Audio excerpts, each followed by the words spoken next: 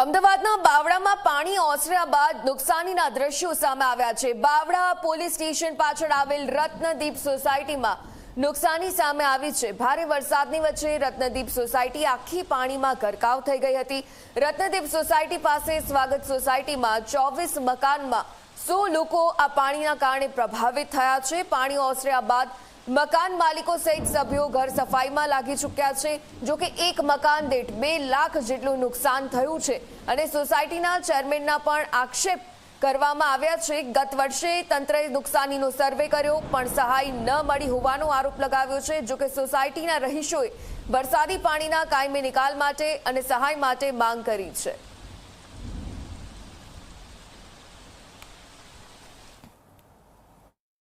બાવળામાં Bavla police સ્ટેશનની પાછળ અને એ રેલવે ગરનાળાની પાસે આવેલ એ રત્નદીપ સોસાયટીમાં હું છું કે જે સોસાયટીમાં દર વર્ષે એ વરસાદી પાણી ભરાવાની સમસ્યા સામાન્ય વરસાદ પડે અને આ સોસાયટી પાણીમાં ગરકાવ થાય એ સોસાયટીમાં હજુ પણ એ પાણી જોઈ શકાય છે અને સાથે જ્યારે હવે એ પાણી ઓસરી રહ્યા છે પાણીનો નિકાલ એ સોસાયટી કરી રહી છે એ બાદના એ નુકસાનીના દ્રશ્યો પણ અહીંયા સામે આવે છે।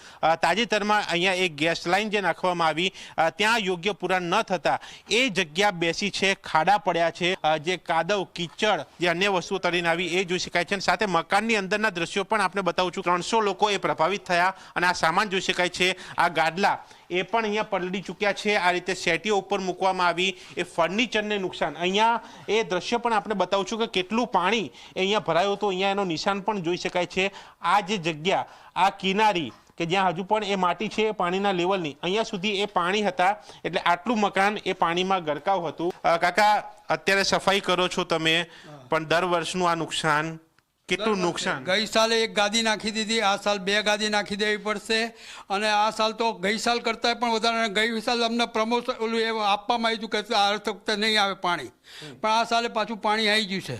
તો ભૂલ કોની? સરકારની, અમારા નગરપાલિકાના ધારાસભ્યની। અમારી આ સોસાયટીના ચેરમેન પણ આપણી સાથે છે। 44 મકાન, કેટલું નુકસાન અને જે ખાતરી એક અપાઈ હતી ગયા વર્ષે કાકાએ જેમ કહ્યું એમ ખરેખર એ વસ્તુ થાય છે ખરા? ના, એ માયલું એક બી કામ થયું નથી। ગઈ સાલ બી આ રીતે પાણી ભરાયા હતા એને અમે રસ્તા રોકો આંદોલન આ બધું કરેલું પણ એ છતાં આ વર્ષે ગયા વર્ષ કરતાં બી વધારે અને કોઈ જવાબદારી લેવા તૈયાર નથી। નગરપાલિકા વરસાદ અગાઉ અમે એમને મળવા રજૂઆત કરવા જઈએ તો આ વર્ષે નહીં આવે, અમે આ કામ કર્યું છે, આ કર્યું છે, કોઈ બી કામ કર્યું નથી, 0 કામ છે।